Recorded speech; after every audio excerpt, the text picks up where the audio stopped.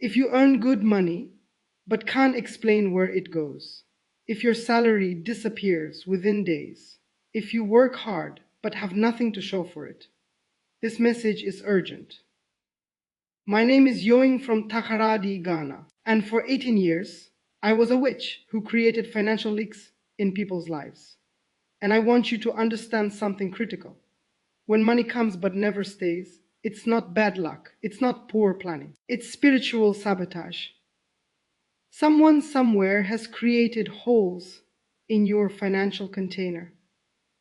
And until those holes are sealed spiritually, no amount of hard work, no salary increase, no business success will change your situation. Tonight I will expose how we created financial leaks and how to destroy them completely, because someone watching this earns enough to be comfortable but lives in constant lack.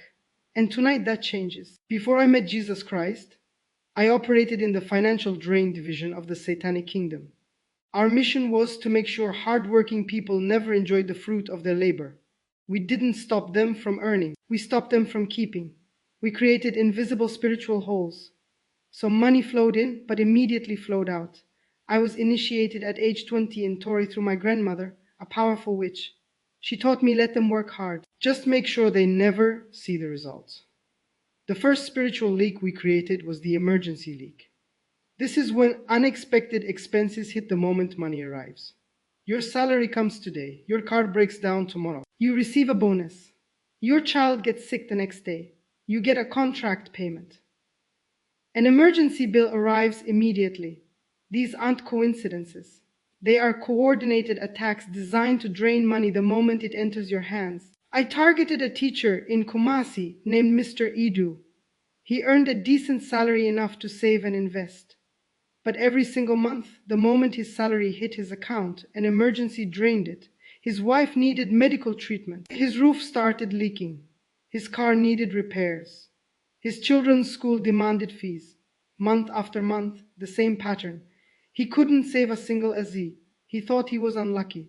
But I was creating those emergencies spiritually. I performed rituals that triggered breakdowns, sickness, and sudden expenses timed perfectly to his payday.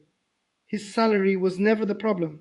The spiritual drain was the second spiritual leak we created, was the impulse spending leak. This is when people suddenly feel uncontrollable urges to spend money on things they don't need. They plan to save.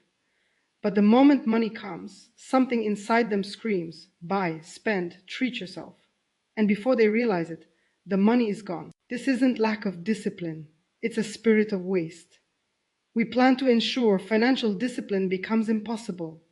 There was a businesswoman in Accra named Sister Abina who made good profits every month. She would tell herself, this month I will save.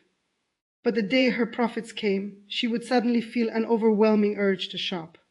New clothes she didn't need, gadgets she wouldn't use, expensive meals she could have avoided. By the end of the week, the money was gone. She blamed herself for being weak, but a spirit of waste was controlling her spending. I had planted it during a ritual using her business card. That spirit whispered constantly, you deserve this. Treat yourself. Life is short. Enjoy now. And she obeyed without knowing. It was a demonic whisper. The third spiritual leak we created was the helper leak. This sounds good, but it's actually demonic. This is when people around you constantly need financial help. Family members always have emergencies. Friends always borrow but never return. Relatives always depend on you. You can't say no because they guilt you, pressure you, manipulate you. And before you know it, your entire salary goes to helping others while you have nothing left. I monitored a young man in Cape Coast named who worked in the oil industry. He earned well, but he had 8 siblings, and every one of them called him the moment his salary arrived. I need school fees. I need transport. I need food money. He couldn't refuse.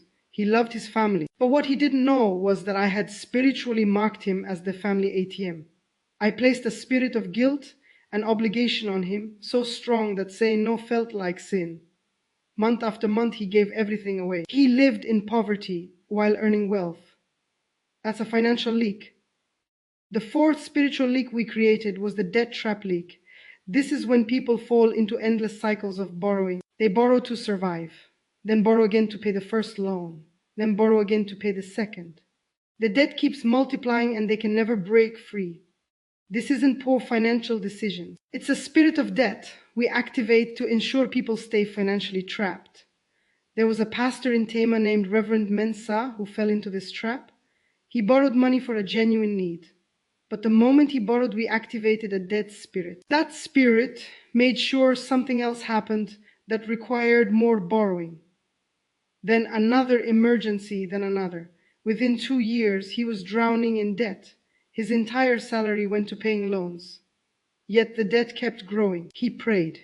He fasted. But nothing changed because the root was spiritual, not financial. The fifth spiritual leak we created was the business failure leak. This is when people start businesses that should succeed but mysteriously fail. Customers promise to pay but disappear. Suppliers delay deliveries. Equipment breaks down constantly. Sales drop without explanation. It's not bad business strategy. It's spiritual size sabotage targeting their source of income. I destroyed a woman's business in Takarati. Her name was Mane. She sold fabrics and her business was growing. But I performed a ritual using sand from a graveyard and placed it at her shop entrance. From that day, customers stopped coming. Those who came didn't buy. Those who bought didn't pay.